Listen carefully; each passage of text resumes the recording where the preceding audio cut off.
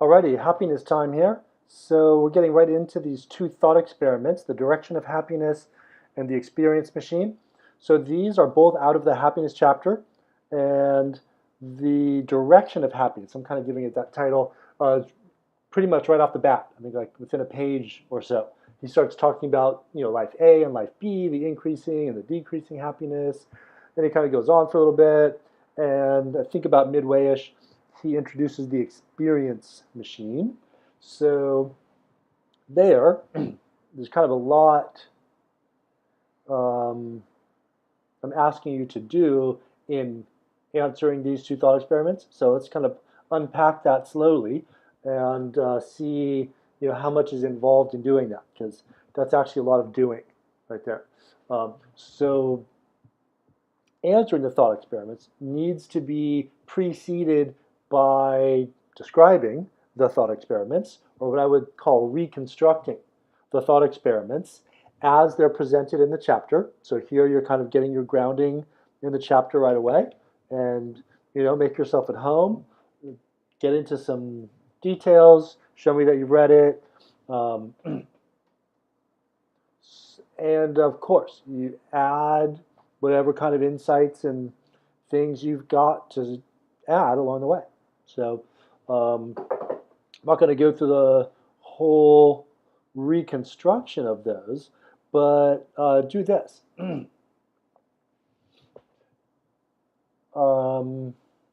Yeah, a couple things you can do.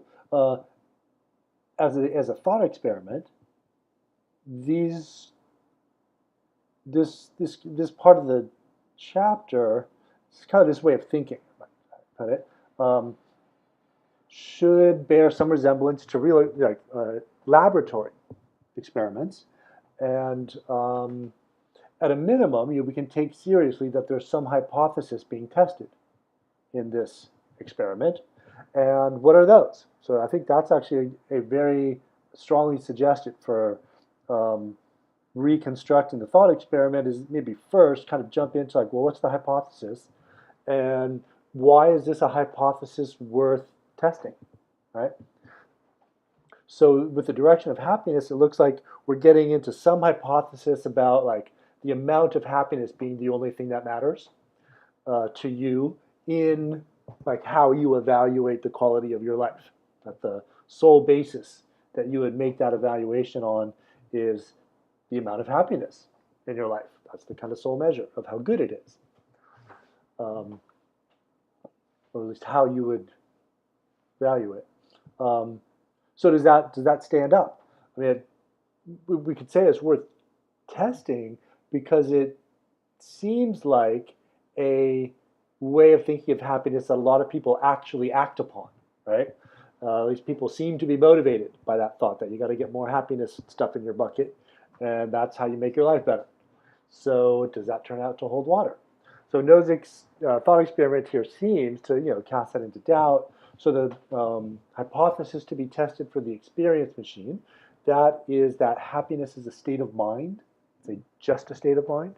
Again, that seems worth testing out because it's the kind of thing you hear people say often enough, or at least certainly I do. And I think it's quite often presented as a kind of empowering way, the kind of realization. Like once you see that, then you can kind of like take control of it, or it's more in your more in your power, or something like that. Um, and maybe you're not dependent on things outside of you. So that's all fine and good, but let's see. Does that intuitive thing that we say about happiness sometimes, it's just a state of mind, or it's all in your head, does that really stand up? So again, I think the experience machine seems to kind of call that into question. So here, get the hypothesis to be tested, and it looks like we've got these ways that we could describe it as a kind of a disconfirming result, so to speak, of those hypotheses, and that's learning something. Um, then you might, transitioning here, um, what does this then really tell us about happiness? I mean, these are thought experiments, so we kind of get the conclusion for the experiment world, but what about the real world? And that's how we also do things in real experiments, like how does this translate into what happens in reality, right? I mean, even with like genetic testing or something that where they do things on mice, for example, in a controlled laboratory environment, how does that really translate to the behavior of those same genes in human beings? So that's a whole question. Um, More generally, what is this whole analysis that we've been doing with these thought experiments? Stepping back, what light does that shed on any aspect of happiness as we actually pursue it in real life?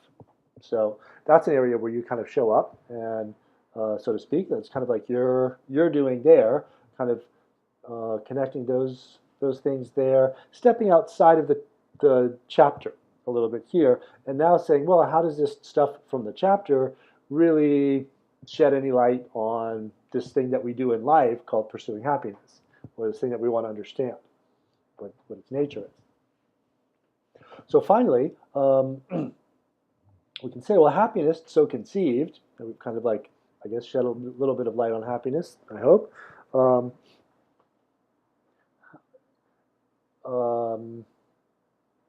May or may not be the same thing as we have in mind when we talk about meaning. Or, these at least look like two ways in which a life can be good. One way for a life to be good is for it to be happy. There's another way that we describe a life as being good, where we say it's meaningful. So here's the question. When we describe these ways of a life being good, are we really saying the same thing? It's the same way of being good, being happy / meaningful, and we really mean the same thing? Or are these really different ways in which lives can be good, and they're not the same? It's one thing for a life to be good in the sense of being happy, but really there's a different way of a life being good that is different from being happy, which is that life is meaningful.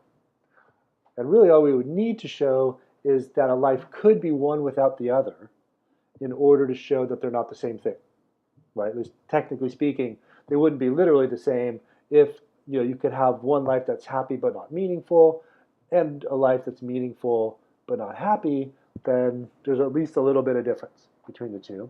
And that might be a kind of straightforward way that you could wrap up this question here, is really just with that kind of thought experiment, but kind of, in a way, yeah, exercise, kind of a critical thinking exercise, whether you can think of kind of convincing cases of a life that would be happy, but not maybe meaningful. And can you think of a convincing case where a life might be meaningful, but not all that happy? So you go either way. You might say, like, well, this is how I would try to come up with a life that's one but not the other. But actually, it looks like it's both, to be honest, now that I look at this. And that's a fine way to conclude. Actually, what we see in trying to find these as separate lives is that they're really not very easy to separate. And that could be your conclusion, which would suggest that happy lives and meaningful lives are, well, at least pretty close to the same. On the other hand, you might find it's actually pretty easy. Maybe like happiness as a psychological state can be obtained in life activities that, I don't know, it's not that meaningful, but maybe if you're whatever, you got creativity, maybe you got money, maybe you got lucky, who knows? Maybe happiness just comes easy to you, right? And for that reason, because it comes happy, because it comes easy, maybe it's not as meaningful as those things that we have to like work for and things like that. Or that serve a kind of higher noble purpose. So one thing that we might see in meaning is that I have a meaningful life. It seems like you gotta have to be connected to some kind of higher or important person. It doesn't have to be religious higher, but happiness is like important, but I mean it's important to you. That's not really like a higher value in the sense of like enlightenment or selflessness or things that reach beyond just you. And maybe when we reach beyond and we go for these things, maybe it doesn't make us guaranteed happy, but it's fulfilling and it's meaningful. That's why you do it. But maybe there's struggles involved and could even just involve like pain and struggle and sacrifice, but it's meaningful. So I guess the best of all cases, of course, is to be made happy by pursuing a meaningful life. Maybe that's the ultimate thing that we want to go for, where the pursuit of that kind of higher, meaningful life actually makes us happy day to day on the inside. All right, so that's that.